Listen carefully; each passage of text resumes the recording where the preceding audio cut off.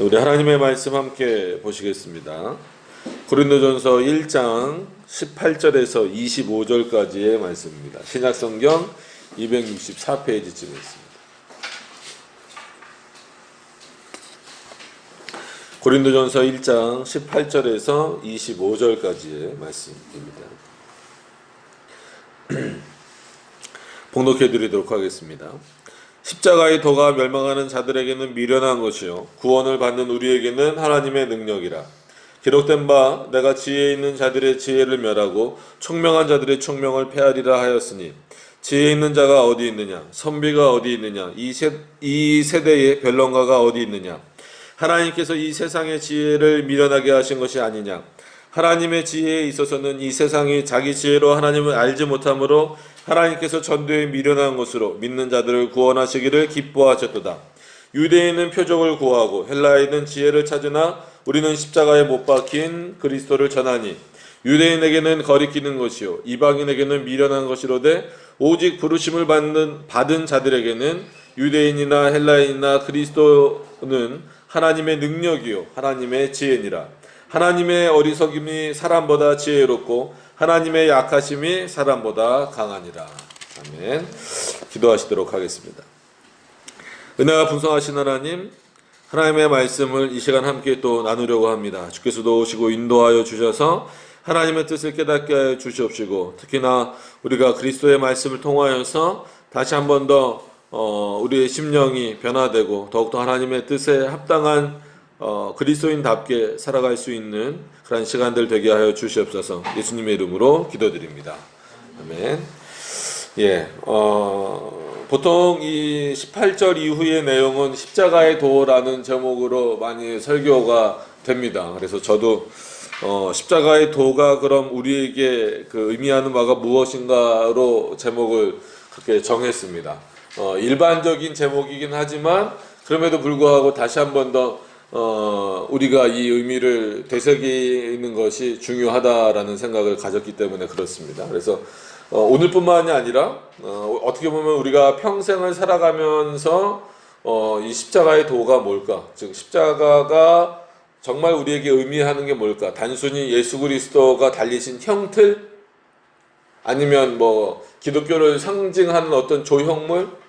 이 정도로만 우리들에게 남아있는지, 그럼 그런 차원에서 지금 바울이 표현하고 있는가? 그건 아니란 말이에요. 그래서 우리가 뭐 십계명 제2계명도 있지만 어떻게 보면 십자가 자체도 우상이 될 수 있기 때문에 이제는 뭐 합신을 비롯한 여러 교단에서는 교회 안에, 이제 교회 바깥에는 예를 들어서 이제 이곳이 교회다라는 것을 알려야 되기 때문에 십자가를 걸지만 교회 안에는 오히려 십자가를 제거하는 그런 그게 이제 종교개혁 정신이기도 하고, 요즘에 다시 좀 깨어있는 교회나 그런 교단들이 그런 일들을 다시 한 번씩 하고 있습니다. 그래서 그런 부분들은 긍정적이에요. 그럼에도 불구하고 바울은 여전히 고린도전서에서 십자가의 도를 말한다라는 거예요. 그러면 이 십자가를 어떤 뭐 예수 그리스도가 돌아가셨던 형틀이라든지 아니면 외형적인 뭐 반지라든지 아니면 목걸이라든지 우리가 제2계명에 걸리는 것처럼 우상화하지 않는 차원에서 십자가의 도가 무엇인가를 이해하는 것은 우리에게 상당히 중요하다라고 하는 겁니다. 그래서 오늘도 보시면 굉장히 바울이 늘 말씀드리지만 이 고린도 지역의 사람들의 특징을 알기 때문에 서서히 진행을 해 나가고 있어요. 그러니까는 평상시 바울의 좀 스타일과는 좀 다르게 강하게 막 몰아붙이기보다는 이렇게 좀 부드러우면서도 그 안에 상당히 핵심적인 어떤 그런 그 내용들이 담겨져 있다라고 말씀드린 것처럼 보시면 18절에도 이렇게 나옵니다. 십자가의 도가 이렇게 나왔습니다. 그러니까 십자가의 도가 굉장히 중요한데 그것을 어떻게 받아들이냐면 멸망하는 자들에게는, 그래서 여기는 멸망받는 자들에게는 이게 조금 더 낫겠죠. 멸망받는 자들에게는 미련한 것이요. 즉 예수 그리스도와 상관없는 자들, 멸망받기로 정해진 자들에게 있어서는 십자가의 길이 무슨 의미가 있냐는 거예요. 반대로 구원을 받는 우리에게는, 즉 택하심을 입은 우리에게는 십자가의 도가 바로 하나님의 능력이다. 이거. 이거를 오해해서 십자가를 들고 다니라는 얘기가 아닙니다.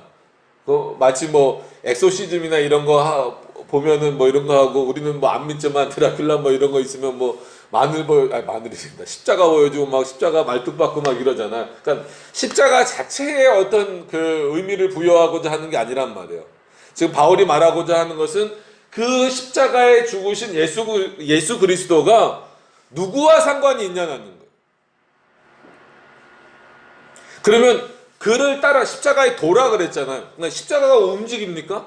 아니면 무슨 십자가를 향해 가는 길이에요? 그런 게 아니란 말이에요. 그 예수 그리스도가 십자가에 달려 죽으심으로 말미암아 이루어내신 우리를 향한 그 구원의 내용과 또 그를 통하여서 쏟아져 나오는 그 복음의 핵심적인 내용들이 바로 십자가의 도에 해당되는 그 부분인데 그것을 놓쳐버리면 안 된다라는 거예요. 늘 말씀드리지만 신약시대도 그렇고 구약시대도 그렇고 최소한 육신적인 이스라엘 백성들이다라고 한다면 하나님을 섬기는 모습, 그리고 신약시대는 뭐 어느 정도 이제 지나서는 뭐 유대인들하고 그리스도인들하고 좀 나눠지긴 하지만 어쨌거나 여전히 하나님을 섬기는 모습은 남아있다란 말이에요. 그럼 그것이 온전하냐의 문제를 따져야 된다라는 거예요. 그럼에 그 문제에 있어서 바울은 지금 이 고린도 교회가 십자가의 도를 따라가고 있느냐 아니면 멸시하고 있느냐 그 얘기를 하고 있는 거예요. 즉 너희 안에 그리스도의 복음이 얼마만큼 제대로 올바르게 심겨져 있느냐 지금 그것에 대해서 말하고 싶어 하는 거예요. 그래서 반복적으로 좀 다른 표현을 써가면서 이렇게 전하는 겁니다.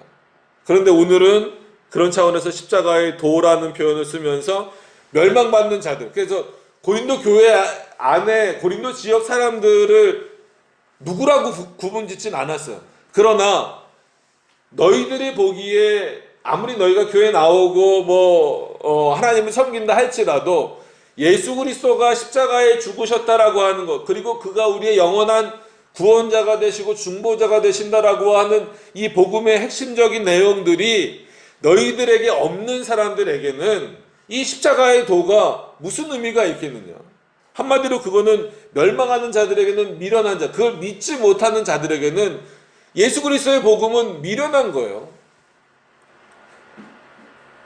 여러분들이 여기 앉아있는 이유도 뭡니까? 예수 그리스도가 우리를 위해서 죽으셨다라는 믿음과 확신이 있기 때문이에요. 하나님이 우리를 창조 전에 택하여 주셨다라는 그 믿음이 있기 때문에 우리가 여기 앉아있는 거예요. 그렇기 때문에 그 십자가에서 죽으신 예수 그리스도의 능력이 하나님의 능력이고 그 능력이 지금도 어제도 오늘도 내일도 우리들에게 계속해서 영향을 줄 거라는 것. 그게 어떻게 보면 뭐예요? 의의 전가잖아요. 한번 주입된 의를 받는 게 아닙니다, 우리는.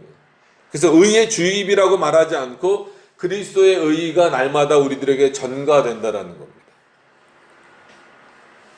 그래서 우리의 죄된 모습은 점점 죽어가고 하나님을 향하여, 즉 말씀을 향하여 그리스도를 따라가는 그 모습은 점점 더 발전해가는, 이런 어떤 성화의 과정 가운데 있다라는 거예요.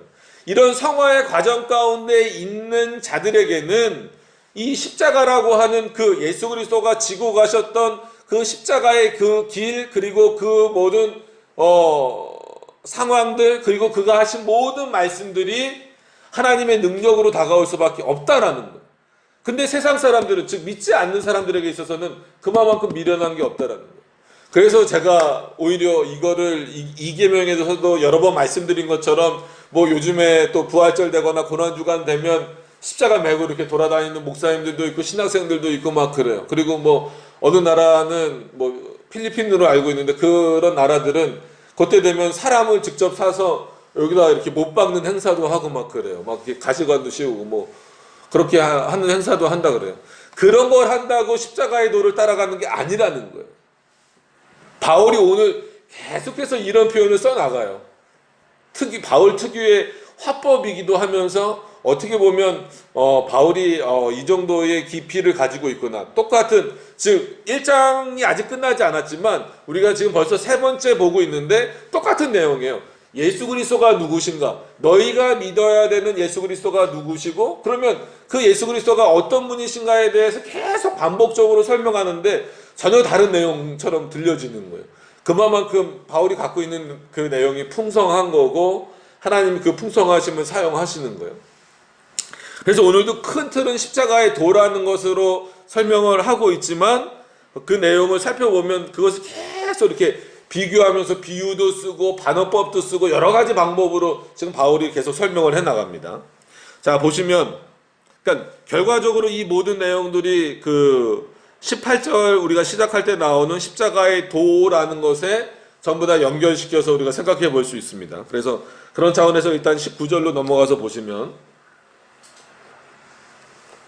기록된 바, 이거는 뭐 그 아마 성경에 나와 있는 분들도 있고 없는 성경을 갖고 계신 분들도 있겠지만 이사야서를 이제 끌어온 겁니다. 바울이 내가 지혜 있는 자들의 지혜를 멸하고 총명한 자들의 총명을 폐하리라 하였으니, 물론 이사야 시대랑은 조금 다르게 해석될 수 있지만 본질적으로 같은 거는 뭐겠어요?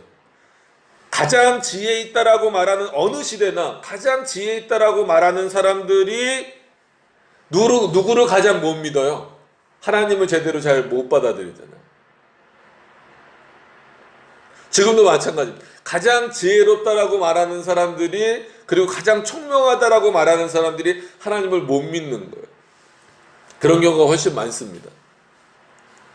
그래서 이제 반대급부적인 어떤 그 비유로 뭐 가난한 자 아니면 뭐 이렇게 부자는 못 들어간다 뭐 이런 표현들 뭐 쓰는 그 이유 자체가, 지혜라고 하는 것은 어떤 의미에서 보면 여러분들 구약의 잠언에 나오는 그 지혜는 대부분 예수 그리스도를 의미합니다.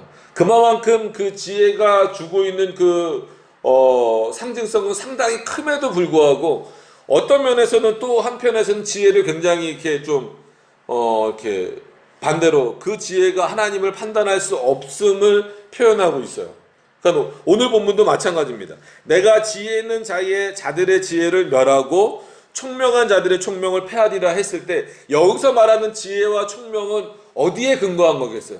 인간에게 근거한 거고 세상에 근거한 겁니다. 세상에 근거한 지혜와 세상에 근거한 총명으로서는 누구를 알 수 없다? 십자가에서 돌아가신 예수 그리스도를 알 수 없다. 믿을 수 없다라고 하는 거예요. 그런데 여전히 많은 사람들이 예수 그리스도를 판단하거나 아니면 성경을 바라보는 데 있어서 세상의 지혜와 세상의 총명함을 가지고 바라보는 사람들이 많이 있어요. 그래서 우리가 뭐 이렇게 비판하는 어떤 뭐 유명한 인물들, 이런 사람들, 뭐 예를 들어서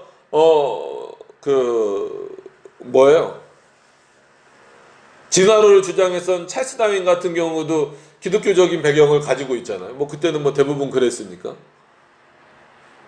결국은 기독교 가정에서 자라났고 그에게 하나님이 소개됐음에도 불구하고 그가 가지고 있는 세상적인 총명함, 세상적인 지혜로 말미암아 결국은 뭐가 거절되는 거예요? 성경이 거절되는 거예요. 그러니까 아무리 봐도 자기는 못 믿겠다는 거죠. 이 하나님이 세상을 창조하셨다라는 것. 그러니까 거기서부터 진화론이 시작하게 되는 겁니다. 그러니까 이런 어떤 그런 방식들, 여러 철학자들도 마찬가지고. 그러면서 20절에 넘어가서 그렇게 말씀하고 있습니다. 바울이 지혜 있는 자가 어디 있느냐. 그 어떻게 보면 어떤 의미에서 보면 바울도 자신을 여기다 포함시키는 거예요. 이런 차원에서 참 대단한 거예요. 왜냐하면 계속 말씀드리고 여러분들이 뭐 제가 말씀드리지 않아도 이제 알 만큼 좀 이렇게 성경에 대해서 아시거나 들으셨으면 바울이 어떤 인물인지는 알 거예요. 그러니까 세상의 지혜를 누구보다도 이 당시에 많이 갖고 있던 인물이 누굽니까? 바울 자신이에요. 지금 이 고린도전서를 쓰고 있는 바울 자신이란 말이에요. 그렇죠? 근데 오히려 보세요. 그의 사건을 보면 스데반 사건만 예를 들어봐도 그가 세상적인 지혜로, 그리고 뭐 구약의 율법의 율법학자라고 하더라도 하나님을 온전히 알지 못하는, 즉 예수 그리스도를 구주로 받아들이지 못하는 그런 세상의 지혜와 율법적인 어떤 그런 율법이 잘못됐다라는 게 아니라 예수 그리스도를 모르는 차원에서의 그 율법학자로서 있을 때는 그가 스데반을 직접 돌로 던지진 않았습니다. 스데반에게. 근데 스데반에게 돌을 던지는 자들의 뭘 받아줬어요? 옷을 받아줬잖아요. 그 얘기는 뭐예요? 스데반은 돌에 맞아 죽어도 합당하다라는 것을 암묵적으로 동의한 거고, 어떻게 보면 돌을 던지는 사람보다도 바울이 더 심각한 죄를 진 거나 마찬가지예요. 그때는 그럼 왜 그랬을까요? 그에게 있어서 뭐가 없는 거예요? 세상의 지식이 없습니까? 총명함이 없습니까? 뭐가 없어요? 율법을 모릅니까? 아니에요. 예수 그리스도가 누구신지 모른다는 거예요. 내 안에 그리스도의 도가 한마디로 없었다라는 거예요. 그리스도에게로 향하는 그 길이 어떤 길인지 모른다라는 거예요. 몰랐다라는 거예요. 복음의 핵심적인 내용이 뭐였는지 몰랐다라는 거예요. 예수라는 이름은 들었었는데 그 예수가 누군지 몰랐었기 때문에 그때는 내가 가지고 있는 세상의 총명함으로 말미암아 오히려 누구를 죽이는데 한마디로 동참한 거나 마찬가지예요. 예수 그리스도를 선포하고 있는 스데반 집사를 죽이는데 큰 일을, 어떻게 보면 옷을 들어준 게 여러분 단순한 일이 아닙니다. 잘 던지라고 옷을 받아준 거잖아요. 충분히 그는 그거를 명령으로 제재할 수 있는 인물과 위치에 있었음에도 불구하고. 그래서 반복적으로 바울을 말할 때 그런 표현을 쓸 수밖에 없는 게, 내가 여태까지 알았던 지식은 배설물처럼 여기겠다라고 하는 그 의미가 뭔지를 여러분들이 아셔야 돼요. 그렇지 않으면 십자가의 도를 올바로 따라갈 수 없다라고 하는 겁니다. 그래서 20절에 이렇게 시작하는 거예요. 지혜 있는 자가 어디 있느냐. 그러니까 어떻게 보면 여기에는 자기 부정도 들어있는 거예요. 그러니까 어떤 차원에서의 자기 부정입니까? 예수 그리스도를 믿는 바울로서의 자기 부정이 아니라 예수 그리스도를 몰랐을 당시에, 말 그대로 세상 사람들이 우러러보던 그 당시에 자신을 부정하는 거예요. 그러면서 지혜 있는 자가 어디 있느냐, 선비가 어디 있느냐. 번역이 좀 우리나라 번역이어서 선비가 어디 있느냐 이렇게 나와 있죠, 그죠? 예. 이 세대의 변론가가 어디 있느냐. 그 많이 있긴 있잖아요. 우리도 여러분들이 뭐 이렇게 교양 과목이나 이런 거 혹시 들어보셨을지 모르겠지만 고대 철학부터 이렇게 쭉 하면은 벌써 뭐 플라톤부터 시작해서 아리스토텔레스부터 시작해서 쭉 내려오잖아요. 그런 그 철학자들 얼마나 세상에 변론가들이 많아요. 그죠? 하나님께서 이 세상의 지혜를 미련하게 하신 것 아니네. 이건 뭐예요? 그런 거 가지고는 뭘 발견할 수 없도록 하셨다라는 거예요. 그리스도를 발견할 수 없도록 하셨다라는 거예요. 복음의 핵심적인 내용을 발견할 수 없도록 하셨다라는 거예요. 만약에 세상의 지혜 그리고 선비 같은 어떤 그런 그 지식들, 총명함, 그 변론가들 얼마나 말을 잘합니까?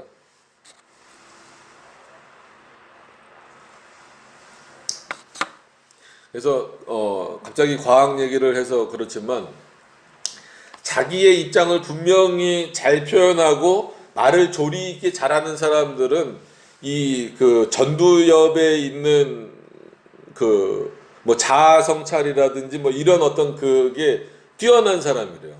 보통 그런 사람들이 철학자나 종교인이 된대요. 저도 아마 전두엽이 뛰어난 것 같아요. 아닌가요? 아니면 말고. 그러니까 그런 어떤 그 훌륭하잖아요. 여러분, 이 전두엽의 기능이 벌써 6가지로 쭉 나눠진대요. 그러니까 과학자들이 하는 일이요. 우리는 야 하나님 안 믿으니까 저 사람들 뭐 우습게 보지만 아니에요.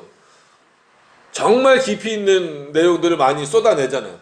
그럼에도 불구하고 그들이 그리스도를 아냐라고 던졌을 때, 그들에게 십자가의 도가 뭐냐고 물어봤을 때에는 모른다라는 거예요. 그러니까 바꿔 말하면 그들에게 있어서 미련하게 보인다라는 거죠.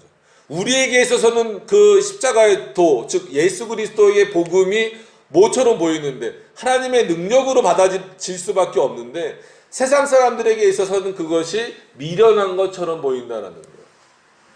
지금 너희 고린도 교회에는 어떻냐는 거예요. 이 십자가의 도가 고린도 교회 너희들에게는 어떻게 받아들여지냐? 미련한 것으로 받아지냐? 아니면 하나님의 능력으로 받아지느냐? 지금 바울이 묻는 거나 마찬가지예요. 그러면서 좀 비판하잖아요. 하나님이 세상의 지혜를 미련하게 하신다. 여러분 어떻게 보면 그래서 늘 말씀드리지만 과학이 발전하면 발전할수록 뭐가 더 깊어질까요? 혼돈이 깊어지는 거예요. 차라리 예전에 뭐 별 정도 보일 수 있고 천문학, 그러니까는 칼빈도 천문학이 어느 정도 조예가 있었어요. 그러니까 그 당시에는 세분화된 지금처럼 이런 학문이 아니라 학문 그러면 거의 통합 학문이었기 때문에 뭐 신학을 한다, 철학을 한다 이런 구분이 별로 없을 때입니다. 그래서 보통 학자들 그러면 철학자, 신학자, 그다음에 뭐 인문학자, 철학자, 이 천문학자 이런 식으로 거의 전 분야를 다 다루는 거예요. 근데 그냥 이렇게 별만 보고 별자리만 보던 이런 시대와는 다르게 지금 얼마나 많이 발전했어요. 그죠? 그러니까 아주 먼 우주도 발견하고 있고 아주 작은 단위도 발견하고 있잖아요. 근데 그럼에도 불구하고 몇 번 소요리문답 강의 시간에 소요리문답을 할 때 말씀드린 것처럼 하나님이 발견됩니까? 창조주가 발견됩니까? 아니잖아요. 지혜를 미련하게 만들어 버리시는 거예요. 그래서 저는 앞으로 과학은 더 발전할 겁니다. 더 나름대로 자기네들 것을 많이 드러낼 거예요. 그럼에도 불구하고 혼돈은 더 심해질 겁니다. 여러분 하나님의 말씀이 그렇게 증거하고 있는 거예요. 그래서 어떤 면에서는 바울이 여기서 그런 비교를 하는 거예요. 그러면 아까 말씀드렸던 것처럼 잠언에서는 거의 지혜를 예수 그리스도로 보고 있는 그 이유가 뭘까요? 하나님이 주시는 지혜는, 즉 성령의 지혜는 세상의 지혜와는 본질적으로 다르다라는 거예요. 이건 비교 대상이 아니에요. 그럼 성령께서 주시는 지혜는 뭐겠어요? 그리스도의 도를 깨닫게 하는 지혜예요. 세상의 지혜는 뭐 어떤 뭐 국어나 영어나 이런 거를 잘하게 하는, 그리고 총명함은 뭐 그냥 이 세상에서 어떤 뭐 인간관계나 이런 것들을 잘하게 만드는 그 정도 수준에 머물겠지만 성령께서 주시는 지혜는 누구를 깨닫게 하는 지혜라는 거예요? 그리스도가 누구신지 깨닫게 하고 그리스도가 누구신지 믿게 하는 거다라는 거예요. 즉 삼위일체 하나님이 누구신가를 믿게 하는 게 성령의 지혜란 말이에요. 이 성령의 지혜에 비교해 봤을 때 하나님께서는 이 세상의 지혜와 총명함을 어떻게 하신다고요? 미련하게 만든다는 거예요. 그러나 세상은 거꾸로 그 성령의 지혜를 알아요, 몰라요? 모르기 때문에 우리가 하고 있는 이 모든 어떤 이런 행위들, 그러니까 예배 어차피 행위잖아요. 예배들, 그 다음에 뭐 성경을 학문으로 봐서 공부하는 이런 내용들, 이게 얼마나 미련하게 보이겠어요? 실제로 미련하게 보잖아요. 예수님이 십자가에 달리실 때도 그랬고 지금도 마찬가지고. 그래서 좀 지나간 표현, 21절에 좀 후반부에 나오지만 이런 표현이 나오죠. 앞부분은 좀 읽고 앞부분 나중에 설명드리고, 하나님의 지혜에 있어서는 이 세상이 자기 지혜로 하나님을 알지 못하므로 하나님께서 전도에 미련한 것으로, 이거를 잘못 오해하는 경우가 있어요. 자, 이거를 어떻게 오해하지 않게, 그래서 왜 어떤 식의 오해가 많냐면 여기 바울도 전도에 미련한 것이라고 했으니까 어떤 방법으로든지 이거를 이렇게 해석하는 경우가 있다라는 거예요. 어떤 방법으로든지 그리스도가 전해지면 된다라는 거예요. 이 부분을 이렇게 이해하는 분들이 많아요. 그렇기 때문에 뭐 진짜 우리나라에서는 예수 그리스도가 갓 쓰고 있고, 그러니까 뭐 이렇게 그림 같은 거 그릴 때 뭐 저기 아프리카 지역에서는 예수님이 흑인이고, 뭐 우리가 잘 아는 것처럼 저기 이런 데 가면, 미국이나 이런 데 가면 예수님이 아주 멋진 백인이잖아요. 이런 것처럼 예를 들어서 이렇게 예수 그리스도 어떻게 해서든지 예수 그리스도가 전해지면 된다라고 생각하는 경우가 많이 있어요. 요 본문을 근거로 해서. 근데 이 본문은 그런 의미가 아닙니다. 왜냐하면 이 문장의 구조를 우리가 잘 따라와서 본다면 지금 뭐가 되는 거예요? 전도에 미련한 것이라고 바울이 표현했지만 그 전도는 미련한 겁니까? 미련하지 않은 겁니까? 아니, 미련한 게 아니에요. 세상 사람들에게 이 전도하는 모습은 얼마나 우습게 보이고 미련하게 보이겠냐는 거예요. 그러나 그리스도가 누군지 아는 자들에게 있어서는 이 전도는 미련한 것이 아닙니다. 하나님의 말씀을 증거하는 것은 이거밖에 없어요.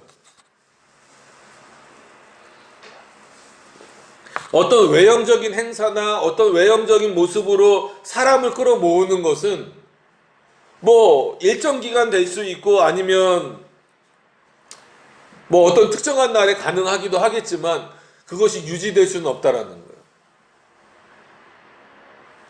그런 차원에서 우리에게 있어서는 이 방법밖에는 없지만 세상에서 보기에는 그것 또한 미련한 방식. 그럼에도 불구하고 지금 바울조차도 어떤 방식을 쓰고 있는 거예요. 전도의 미련한 방식을 쓰는 거예요. 이 본문을 잘 이해하셔야 됩니다. 이 부분은. 그러니까 이 부분만 딱 보고 그냥 어떻게 전해지든 예수 그리스도만 전해지면 된다라고 해서 그냥 희한한 방법으로 복음을 전하고 있는 경우가 많은데 그렇게 되면 안 된다라는. 바울이 말하는 의도는 그런 의도가 아니에요. 바로 21절에만 보더라도 하나님의 지혜에 있어서는, 그러니까 하나님의 지혜니까 성령의 지혜로도 해석할 수가 있습니다. 하나님의 지혜에 있어서는 이 세상이 자기 지혜로 하나님을 알지 못함으로, 그죠? 인간이 가지고 있는 지혜로는 하나님의 지혜를 알 수 있다는 거예요, 없다는 거예요? 없다라는 거예요. 바울이 강조하는 게 그 부분입니다. 아무리 공부를 많이 해도, 아무리 세상적인 지식이 많이 쌓여도, 그래서 뭐 그런 거 많이 해요. 이제 신학교 가서 뭐 학부나 솔직히 MDB 때까지 그런 걸 잘 안 해도 THM이나 박사과정 가면 이제 조지신학 과정을 하더라도 그런 거 많이 합니다. 예를 들어서 이제 그 언어 같은 거를 배울 때 한글을 써놓고 뭐 영어로 바꾸시오 뭐 이런 거는 뭐 그냥 일반 대학에서도 다 하는 거잖아요. 그러니까 신학교에서는 그런 거 잘 안 하고 헬라어를 써놓고 라틴어로 바꾸시오. 아니면 라틴어를 써놓고 그 헬라어로 바꾸시오. 뭐 독일어를 써놓고 뭐 라틴어로 바꾸시오. 뭐 이런 거 많이 해요. 재밌을 것 같죠? 머리 터집니다, 아주. 네. 그러니까 그런 어떤 지식들을 많이 쌓고 있어요. 그러니까 그게 필요 없다라는 건 아니에요. 왜냐하면 원어를 읽어내지 못하면 아무래도 우리는 그 번역된 성경을 보다 보니까 때로는 약간, 그러니까 하나님의 전체 뜻은 무오하지만 그 부분에 있어서는 좀 충돌되는 부분이 있기 때문에 그럴 때는 어쩔 수 없이 영어 성경도 봐야 되고 어떨 때는 히브리어나 헬라어 성경을 봐야 되고 라틴어 성경을 좀 봐야 될 때도 있습니다. 그렇기 때문에 그런 훈련들을 많이 해요. 근데 그런 훈련을 많이 한다라고 해서 그가 하나님의 말씀을 잘 전할 수 있느냐? 그렇지는 않아요. 말을 잘할 수는 있겠죠. 이 본문이 이걸 말한다, 이 단어가 이걸 말한다라고 표현할 수는 있겠지만 그게 곧 하나님의 지혜를 말하지는 않는다라는 거예요. 그거는 하나님의 지혜인 하나님의 말씀을 제대로 전하기 위한 어떤 그 보조, 그 다음에 밑바탕에 깔려야 되는 어떤 그런 과정이지 그것 자체를 내세울 수는 필요는 없다라고 하는 겁니다.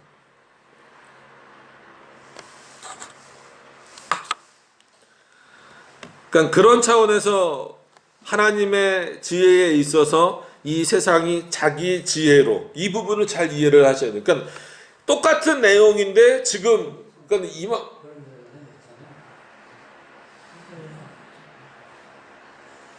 다 들려요.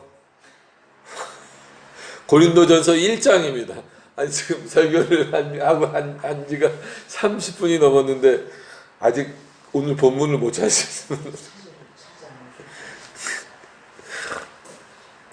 자, 그러니까 여기서 바울의 어떻게 보면은 문장의 탁월함이 나오는 거죠, 그죠? 18절 내용도, 19절 내용도, 20절 내용도, 21절 내용도 어떤 의미로 보면 똑같은 얘기를 지금 반복하고 있는 거예요. 뭐 어떤 거요? 세상의 지혜로서는 누구를 깨닫지 못한다? 하나님을 깨닫지 못한다. 즉 예수 그리스도를 올바로 깨달을 수 없다. 그리고 그들의 눈에 보기에는 오히려 그리스도의 그 복음이 미련한 것처럼밖에 보일 수밖에 없다라는 거예요. 근데 21절에도 또 같은 내용을 하지만 조금 더 바꿔서 대상을 바꿔서 얘기하는 거예요. 하나님의 지혜에 있어서는 이 세상이 자기 지혜로 하나님을 알지 못함으로.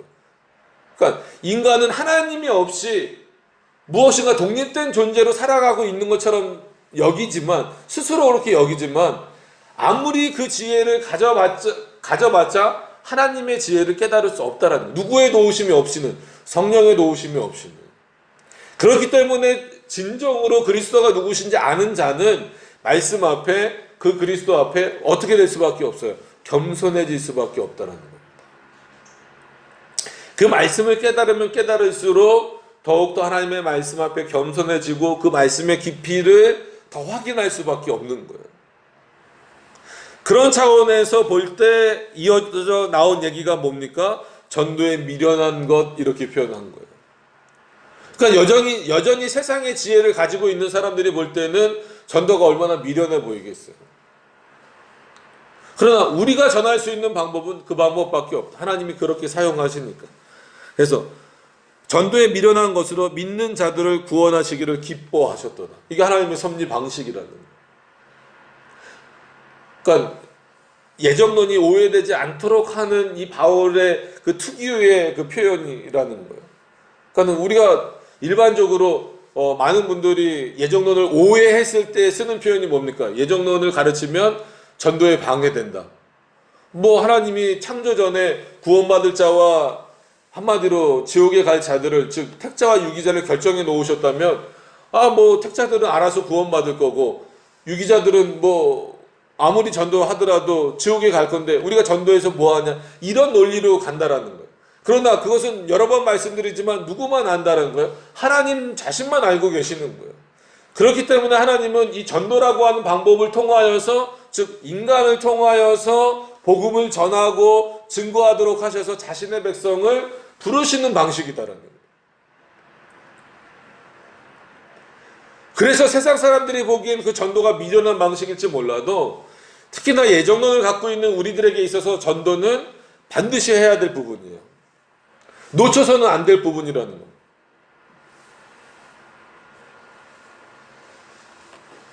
그래서 어떻게 보면 예정론을 가지고 있는 장로교회가, 개혁교회가 더 열심히 더 전도해야 돼요. 이 전도의 미련한 방식으로 하나님이 믿는 자들을 구원하시기를 어떻게 하셨더라? 기뻐하셨기 때문에. 이게 하나님의 섭리 방식이라는 거예요. 그래서 여기 중에 예배 드리시는 분들 중에도 모태신앙도 있을 거고, 어떻게 보면 모태신앙도 부모로부터 전도를 받는 거예요. 모태신앙이라고 그 신앙이 잘 유지되는 거 아닙니다. 유아세례를 주는 목적도 뭐예요? 부모의 신앙에 근거해서 부모가 이 아이를 하나님의 말씀으로 잘 양육하는 것을 전제로 해서 유아세례를 주는 거란 말이에요.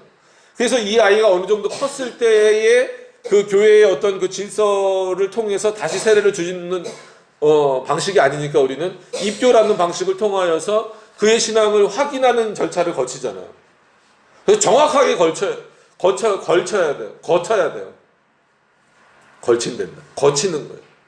그냥 나이가 됐으니까 어렸을 때 유아세례 받았으니까 입교 주는 게 아니라 정말 복음으로 잘 자랐는지. 그럼 이 아이에게 있어서는 누가 전도자가 되는 거예요? 부모가 전도자가 되는 거예요.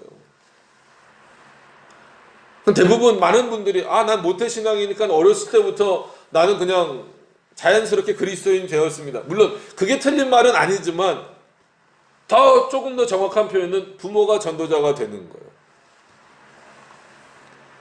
그래서 늘 그 자녀를 교육하는 데 있어서 그리스도인 가정에서는 복음을 우선시 해야 된다라고 하는 것을 말씀드리는 이유가 그겁니다. 나중에 성장해서 아니면 어느 때에 전도를 받으신 분들은 이 본문에 오히려 감사하셔야 돼요. 세상 사람들이 미련하게 여기는 이 전도의 방법을 통하여서 하나님이 여러분들을 부르신 거예요. 그러니까 모태신앙도 창조 전에 하나님이 택하신 거고, 중간에 예수 그리스도를 믿게 된 분들도 하나님이 택하신 거지만 하나님이 부르시는 방식이 이 땅에서 부르시는 방식이 달랐을 뿐이죠. 어떤 사람은 모태신앙으로 불렀지만 누구를 통해서? 부모를 통해서 복음을 알게 되는 거. 물론 뭐 교회 다니는 건 당연한 거고. 그러나 하나님의 택자로 선택을 받은 인물이었지만 마치 하나님을 모르고 살고 있다가 전도의 이 미련한 것을 통하여서 어떻게 됐다라는 거예요? 내가 교회로 나오게 됐다라는 거예요. 그럼 이게 하나님의 섭리 역사라고 하는 것을 왜 이해를 못하냐는 거죠. 그런 차원이라면 오히려 개혁교회는 더 열심히 전도해야 되는 거예요. 그래서 어떤 면에서는 이렇게 뭐 설교도 올리고 저희가 글도 올리고 하는 것도 요즘에 설교 잘하는 목사님도 얼마나 많습니까? 저 설교 잘합니다 이런 차원에서 올리는 거 절대 아닙니다. 이거라도 보고 혹시라도 보고 복음의 내용으로 돌아올 수 있는 분들이 있기를 소망하는 차원에서 올리는 거잖아요. 그리고 열심히 소개하는 거잖아요. 그러니까 하나님이 그렇게 인도하신다는 거예요. 결국은 성령 하나님의 지혜와 인간의 지혜의 이 본질적인 차이를 뛰어넘을 수 없는데 세상 사람들은 뛰어넘을 수 있다라고 생각하고 오히려 성령의 지혜, 즉 하나님의 지혜를 미련한 것처럼 여기니까 참 안타까운 거예요. 자, 그런 차원에서 22절 갑자기 이런 말이 툭 튀어나와요. 자, 유대인은 잘 보세요. 여기에 유대인하고 헬라인하고 나오죠. 어떻게 여러분들 보통 나누십니까? 유대인은 표적을 구하고 헬라인은 지혜를 찾으나. 그래서 딱 그냥 보기에는 표적을 구하는 거는 좀 이렇게 그 예수님도 책망하시고 뭐 제자들도 그랬으니까 이건 무조건 안 되는 거야. 오히려 그 헬라인이 좀 더 나은 거 아닌가? 이렇게 생각하시는 경우가 많죠. 그러나 그렇게 보는 것보다는 유대인은 그러니까 표적을 구하는 것 자체가 잘못된 건 아니에요. 그 표적을 어떤 의도로 구하느냐가 문제인 거예요. 유대인들은 늘 표적을 구할 때 이 당시에 어떤 방식이었어요?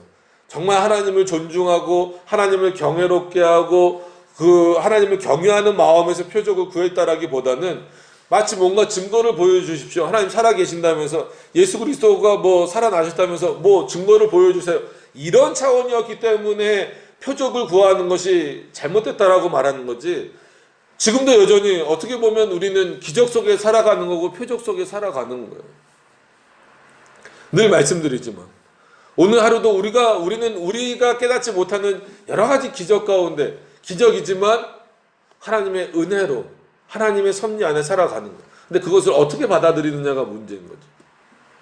그랬을 때 우리가 올바르게 좀 봐야 될 것은 유대인들은 표적을 구하는 것처럼 어떻게 보면 좀 예수 그리스도를 이렇게 표적으로만 확인하려고 하는 어떤 표상으로만 확인하려고 하는 이런 부분에 있어서 좀 미련한 거죠. 아니면 어리석은 어떤 그런 차원입니다. 헬라인 그러면은 우리가 헬라 문화권 뭐 이런 표현 많이 하잖아요. 그런 차원에서는 뭔가 이렇게 많이 좀 배운 사람들을 의미하는 경우가 많죠. 그래서 이 당시에 좀 이렇게 좀 자유로운 사고를 가지고 있는 사람들을 헬라인으로 많이 부릅니다. 그러니까 그들이 보기엔 또 얼마나 그리스도의 복음이 어떻게 보이겠어요? 하찮게 보이겠어요. 그러니까 그들의 지혜로서 그러니까 교만한 자들이죠. 그러니까 단순히 유대인들은 이스라엘 민족, 헬라인은 이방인 이런 식으로 구별하시지 말고 유대인들은 어리석은 자들을 대표하는 것으로, 그 다음에 헬라인은 교만한 자들을 대표하는 것으로 보시는 게 조금 더 여러분들의 이해를 도울 수 있을 겁니다. 그래서 표적 자체가 나쁜 건 아니에요. 늘 말씀드리지만 그 표적을 어떻게 요구하느냐가 이제 문제입니다. 지금 시대도 마찬가지입니다. 하나님의 표적은 하나님이 살아계시니까 얼마든지 나타내실 수는 있어요. 늘 말씀드리는 것처럼 계시와 연결돼서는 종결되었습니다. 그러나 어떤 방식으로든지 나타날 수 있어요. 그러나 그거를 엉뚱하게 구하는 이상한 표적처럼 구하는 방식으로 가서는 안 된다는 거예요. 나중에 이제 그런 차원에서 바울이 또 여러 가지 은사에 대해서 말하면서 또 잘못된 부분들에 대해서 비판하고 있는 그런 내용들입니다. 또 지나가서 보시면 23절에 우리는 십자가에 못 박힌, 이제 바울이 조금 더 방향을 이제 조금 더 명확하게 하면서 조금 더 분명하게 하면서, 그러나 앞에 했던 그 내용들을 또 반복하는 거예요. 우리는 십자가에 못 박힌 그리스도를 전하니. 자, 뭘 전한다고요? 전도의 핵심적인 내용까지 말했어요. 뭘 전해야 된다는 거예요? 십자가에서 죽으신 예수 그리스도. 단순히 죽으신 예수 그리스도라는 문자적 이해가 아니라 예수 그리스도가 죽으셨다라는 것을 전하라는 얘기는 뭐예요? 그가 죽으셨다라는 것만 전하라는 겁니까? 아니죠. 그가 부활하셨고 다시 살아나셔서 우리를 위해서 이 땅에 다시 오실 것임을 분명히 전하라는 거예요. 그게 복음의 핵심이다라는 겁니다. 이건 단순히 구속사나 아니면 구원 중심의 전도를 말하는 것은 아닙니다. 그렇게 흘러가시면 안 돼요. 왜냐하면 이 당시에는 이 부분이 상당히 중요했기 때문에 그렇습니다. 지금 왜 유대인들이라고 못 박았냐면, 그리스도인들과 유대인들로 바울이 또 나누는 이유는, 여전히 유대인들은 하나님을 말하고 있어도 지금 뭘 못 받아들이는 거예요? 예수 그리스도가 십자가에 죽으시고 그가 부활하셨다라고 하는 것, 그리고 그가 우리의 모든 죄를 지고 대속하셨다라고 하는 것을 못 믿는 거예요. 그렇기 때문에 이 유대인들은 여전히 예수 그리스도가 죽으신 이후에도, 부활하신 이후에도 여전히 뭘 하고 있는 거예요? 구약적 제사를 반복적으로 드리고 있는 상황이고, 예수 그리스도는 인정하지 않고 다른 메시아를 여전히 기다리고 있었기 때문에 바울에게 있어서 이 표현은 상당히 중요한 표현이다라는 거예요. 예수 그리스도가 십자가에 못 박혀 죽으셨다라고 하는 이 표현은 너희가 보기엔 미련한 표현일지 몰라도 이거야말로 예수 그리스도가 이 땅에 오신 핵심이다라고 말할 수밖에 없는 그 의미가 있는 겁니다. 그래서 지금 우리가 이해할 때는 어떻게 여기에 부활의 풍성함과 또 우리를 구원하신 그 영생을 주시는 그 의미와 더불어서 삼위일체 하나님의 말씀인 하나님의 말씀이 전부 다 포함되어져야 된다는 거예요. 전도는 그거밖에 없어야 된다는 겁니다. 뭐 줄 테니까 와라, 뭐 할 테니까 와라. 그거는 언제든지 일시적으로 끝날 수밖에 없어요. 그리고 이제는 세상 못 쫓아갑니다. 뭐 일명 뭐 달란트 시장 뭐 이런 거 하더라도, 예전에는 진짜 떡볶이 하나만 해줘도 저희 어렸을 때는 북치면 막 동네들 다 따라왔어요. 근데 지금은 아주 뭐 맛있는 음식을 해줘도 애들이 별로 관심이 없어요. 좋은 뭐 물건들을 사다 놔도 별로 관심이 없어요. 왜냐면 이제는 그 정도는 다 부모님이 해줄 수 있는 풍족한 시대니까.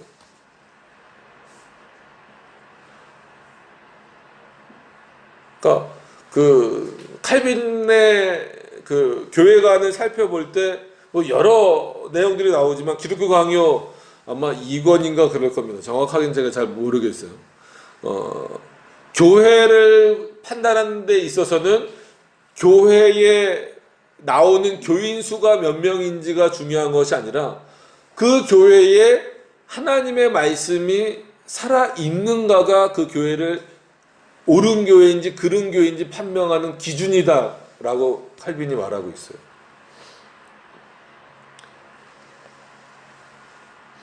여러분, 우리는 여전히 세상에서 보기에는 미련한 자들입니다. 그러나 그것이 우리에게는 하나님의 능력이 된다라고 하는 것을 반드시 기억하셔야 돼요.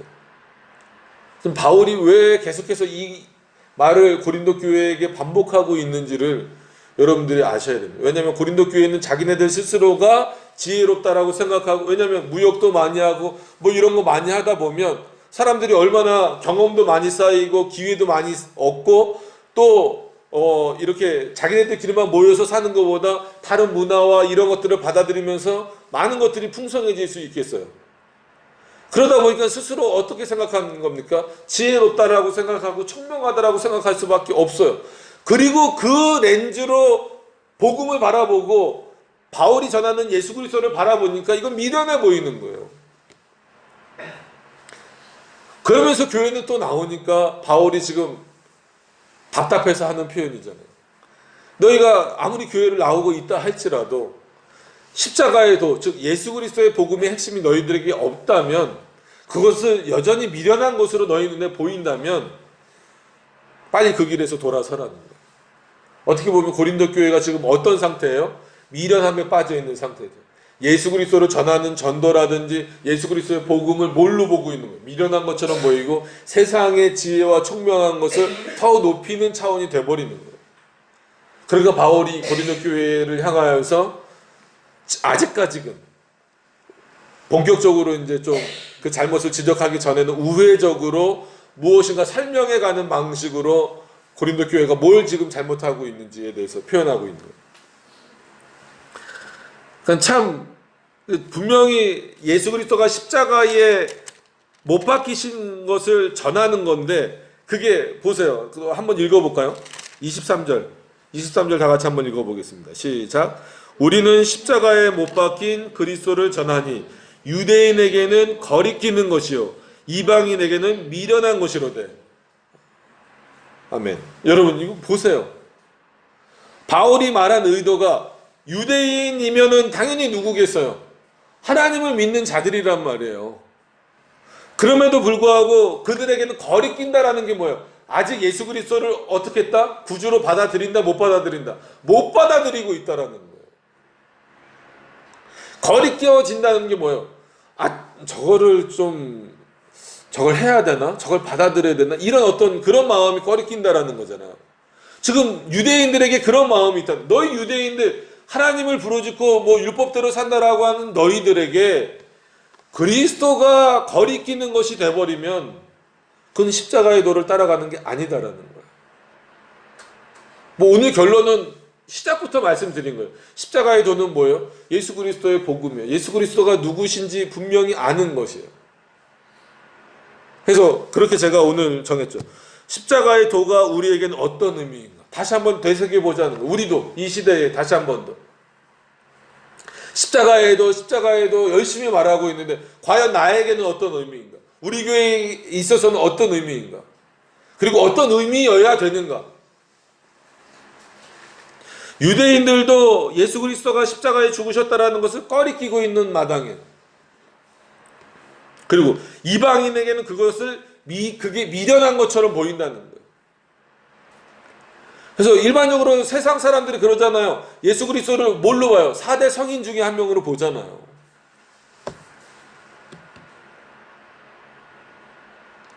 어떤 분이 예수 그리스도의 비신화화 작업이 뭐냐고 물어보는 신학생이 있어서 깜짝 놀랐어요. 아니 그거를 모르고 어떻게 신학생이 됐을까? 그럼 보통 그거를 동의한다든지 반대한다든지 이거는 들어봤어도 비신화 작업이 뭡니까? 라고 물어보는 거를 듣고 깜짝 놀랐는데 그게 뭐라는 거야? 예수 그리스도가 이 땅에 사람으로 있었다라고 하는 것은 부정하지 않는 거예요. 근데 거기에서 한마디로 신화적인 요소들은 다 걷어내자는 게 예수 그리스도의 비신화화 작업입니다. 이게 대표적으로 독일 신학에서 하고 있는 거잖아요. 그 영향이 지금 우리나라에도 상당히 미쳤기 때문에 뭐 과학자들이 예수님이 바다를 걸은 것은 저 지평선 있는 그 길가를 이렇게 걸으신 건데 그걸 오해한 거다 뭐 이런 식으로. 홍해는 우리나라도 이렇게 갈라지는 곳 있잖아요. 그런데 건너간 것을 너무 크게 이렇게 해서 갈대밭을 건넜다 뭐 이런 얘기 많이 하잖아요. 그러니까 그런 이방인들에게는 얼마나 이게 미련한 거예요. 그래서 성경이 믿어지니? 이런 말을 하는 겁니다. 그래서 바꿔 말하면 성경이 믿어지는 것은요, 하나님의 말씀이 믿어지는 것, 그리고 예수 그리스도가 나의 구주로 믿어지는 것은요, 여러분들의 지혜와 총명이 아닙니다. 성령 하나님의 지혜와 총명함 때문에 여러분들이 믿게 되는 거예요. 감사하셔야죠. 그렇기 때문에 우리는 그런 어리석음에 빠져서도 안 돼요. 유대인들과 같이 자기를 위하여서 오신 그 그리스도를 못 받아들이는 꺼려하는 그 어리석음에 빠져도 안 되고, 이방인들로 대표되는 헬라인들처럼 자기의 지혜와 세상적인 지식으로 말미암아 그리스도를 미련한 것으로 만들어 버리는 그 교만함도 우리에겐 없어야 된다라는 거예요. 철저하게 성령 하나님으로 인한 겸손함이 있어야 된다는 거예요. 그게 십자가의 도를 내가 확실하게 내 마음속에 새기고 살아가는 그겁니다. 세상 사람들이 그걸 가지고 미련하다, 어리석다, 꺼리낀다, 신경 쓸 필요가 없어요. 그거를 신경 쓸 어떤 그런 그 모습이 되면 참된 그리스도인답게 살아가지 못하고 있는 거예요. 그럼 어떻게 입이라도 한번 떼겠어요? 전도에 미련한 것을 하나님이 쓰실 텐데. 그죠? 그래서 24절에도 오직 부르심을 받은 자들에게는 유대인이나 헬라인이나, 자, 여기가 참 그 바울의 그래서 사람들이 그냥 학문적으로만 보더라도 이 문체만 보더라도 바울의 글에 매료가 될 수밖에 없는 거예요. 우리는 너무 그런 식으로 나가면 안 되지만 24절을 보시면 오직 부르심을 받은 자들에게는 유대인이나 헬라인이나 그리스도는 하나님의 능력이요 하나님의 지혜니라. 멋있잖아요. 저만 멋있게 이게 보이나요? 그렇지 않죠? 그러니까 유대인 중에도 헬라인 중에도 다 소용없이 그 오직 부르심을 받은 자들, 즉 삼위일체 하나님의 작전과 예정 가운데서 부르심을 받은 자들에게는 유대인도 필요 없고 헬라인도 필요 없고 동일하게 그리스도는 하나님의 능력이요 하나님의 지혜다라고 말할 수밖에 없다라는 것. 너희가 아무리 유대인이라고 할지라도 부르심을 입은 자라면 예수 그리스도가 이렇게 느껴질 수밖에 없다라는 것. 그럼 바울은 어떻게 보면 유대인이면서 헬라인인 어떤 조건을 다 갖춰오고 있었잖아요. 그렇죠? 그런 차원에서 볼 때 바울은 과감하게 유대인의 어리석음도 제거하고 자기 안에서 헬라인의 그런 교만함도 제거해버리는 상태예요. 그리고 나니까 실제로 바울에게 그리스도가 어떻게 다가오는 거예요? 하나님의 능력으로 하나님의 지혜로 다가오는 거예요. 여러분, 세상의 지혜나 총명을 쌓지 말란 얘기는 아닙니다. 왜냐하면 저는 거꾸로 늘 그걸 강조해요. 뭐 이제 주로 이제 청년들이나 학생들에게 세상의 지혜와 지식도 총명도 많이 쌓아라. 근데 그것을 하나님을 대적하기 위해서 싸우는 것이 아니라 오히려 너가 쌓은 그 세상의 지혜와 총명함으로 말미암아 누굴 더 드러내는 방식으로, 하나님의 지혜를 더 드러내는 방식으로, 하나님의 말씀을 더 드러내는 방식으로.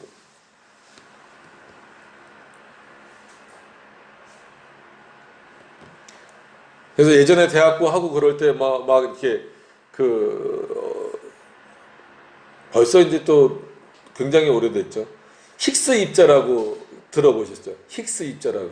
신의 뭐 물질, 신의 입자 뭐 이렇게 발견돼서 이건 거의 신의 영역이다. 이걸만 잘 연구하면 마치 뭐가 발견될 것처럼, 하나님이 발견될 것처럼, 그러니까 하나님은 아니죠. 창조주가 발견될 것처럼. 근데 발견이 됩니까? 안 됩니까? 안 되죠. 그런 것들에 대해서도 열심히 연구해라. 할 수 있으면. 그러나 그 방식은 여전히 어떤 방식으로? 세상에 미련한 것을 더 미련하게 만드시는 그런 방식으로. 24절에 감탄하셨다면 25절에는 더 놀라셔야 됩니다. 그런 차원에서 25절을 다 같이 한번 읽어보도록 하겠습니다. 시작. 하나님의 어리석음이 사람보다 지혜롭고 하나님의 약하심이 사람보다 강하니라. 여러분, 반대로, 뭐 반대로가 아니라 우리가 상식적으로, 우리 그리스도인의 상식으로 하나님이 어리석으실 수 있어요? 없죠. 하나님이 약하실 수 있어요? 없죠. 하나님이 진짜로 어리석고 하나님이 진짜로 약하시다면 우리는 그런 하나님을 믿을 이유가 없는 거죠. 그럼 바울이 왜 이렇게 표현을 했을까요? 세상 사람들은 끊임없이 하나님이 어떻다라고 보는 거예요. 어리석다라고 보는 거예요. 그러니까 하나님을 믿는 너희들을 욕한, 그래서 이런 표현이 어떻게 보면 그런 의미죠. 세상이 너희를 싫어하는 것은 단순히 세상이 너희를 싫어하는 것이 아니라 누구를 싫어하는 거다? 나를 싫어하는 거다. 예수님이 말씀하신 거잖아요. 예수 그리스도를 싫어하기 때문에 세상이 누구를 싫어한다? 예수 그리스도를 올바로 믿는 너희를 싫어한다라는 거예요. 그래서 그거를 조금 과하게 문자적으로 해석해서 우리가 좀 받아들이면 여러분 세상이 여러분들을 좋아하면 안 됩니다. 그런 차원에서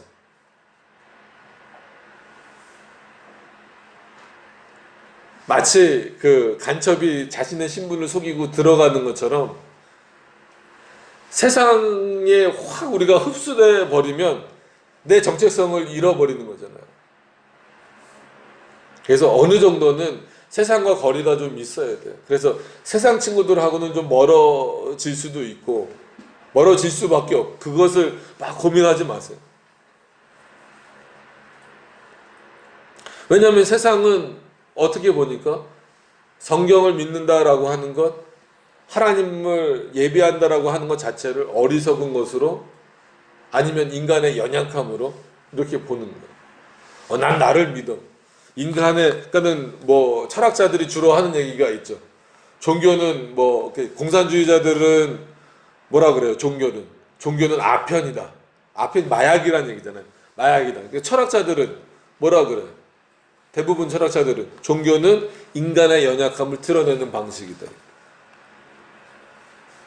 그러니까 오히려 종교에 더 깊이 빠지는 사람들은 어떤 사람들이라는 거예요? 연약함을 더 많이 갖고 있는 사람. 뭐 불안함이라든지 뭐 이런 어떤 것들을 가지고 있는 사람들이 뭐에 더 많이 빠진다는 거예요? 종교에 더 깊이 빠진다는. 이게 누구의 결론이에요? 세상의 결론이에요. 심리학자들의 결론이고 철학자들의 결론이고 정신 의학과 교수들의 결론이 뭐예요? 종교에 깊이 빠지는 사람들은 불안감과 아니면 인간의 어떤 그 연약함과 나약함과 그래서 뭔가를 이렇게 딱 부여잡고 있을 때 그 반사적으로 오는 어떤 그런 안정감과 이런 것들을 누리고 싶어하는 사람들일수록 어떻게 된다라는 거예요? 종교에 깊이 빠진다라는 거예요. 이게 세상의 결론이에요. 이 잣대를 가지고 보니까 종교의 한마디로 우리는 심취라는 단어를 쓰지 않지만 거기선 쓰잖아요. 종교의 심취에 있는 사람들은 그런 어떤 부류의 사람들로 이해를 시켜버리는 거예요. 그러니까 결국은 바울이 한 얘기랑 다르지 않아요. 세상의 그런 어떤 지혜들, 지금으로 말하면 의학적이고 철학적이고 정신 분석학적이고 심리학적인 어떤 이런 지혜들은 결국은 종교를 어떻게 보는 거예요? 미련한 것으로. 특히나 하나님을 믿는 것은 미련한 것으로 보는 거예요. 근데 바울은 여기서 아예 그냥 어떻게 보면 직설적인 거고 어떻게 보면 굉장히 이렇게 좀 고린도 교회 교인들로 하여금 우회적이지만 뭔가를 깨닫게 만드는 그런 내용이에요. 하나님의 어리석음이 사람보다 지혜롭다. 그러니까 비유하자면 너네가 아무리 너희 지혜를 높인다 할지라도 하나님은 그거보다 뭐다라는 거예요? 위에 계시다라는 거예요. 그러니까 너희가 그렇게 미련하게 여기고 어리석게 여기는 그 복음의 내용이 너희의 지혜보다는 위에 있다. 아무리 그것을 낮춰봐도 어리석다라고 생각해봐도 그거는 하나님의 말씀이 너희보다 위에 있다라는 거예요. 이건 비유적 표현이지 이건 실제로 하나님이 어리석다라고 말하면 안 됩니다. 이건 적응의 의미도 아니에요. 비유적인 거죠. 그리고 하나님의 약하심이 만약에 정말 하나님이 약하시다고 하더라도 사람의 강함보다 뛰어나실 수밖에 없다는 거예요.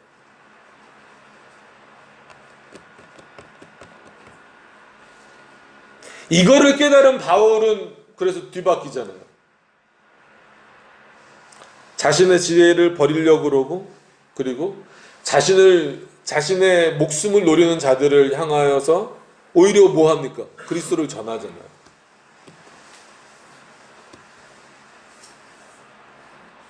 그러니까 여기에 담겨져 있는 의미들만 보더라도 복음이라고 하는 게 뭔가 십자가의 도를 우리가 많이 듣고 생각해 보기는 했는데 그 핵심이 과연 뭘까라고 했을 때에는 오히려 세상이 미련하게 여기는 것이지만 그것은 우리에게는 보화와 같은 것이더라고요.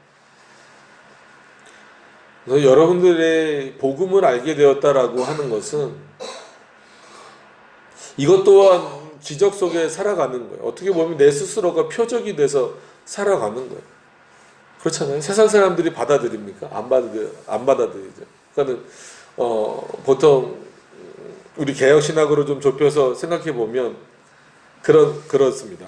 그러니까 세상 사람들이 뭐 이마만큼 있다 그러면 예를 들어는 거예요. 이마만큼 있다 그러면 이 중에서 예수님을 믿는다 라고 하는 사람들은 한 이마만큼으로 줄어들겠죠. 그죠? 그럼 이 중에서 개혁신학을 한다라는 사람들은 어느 정도 줄어들까요?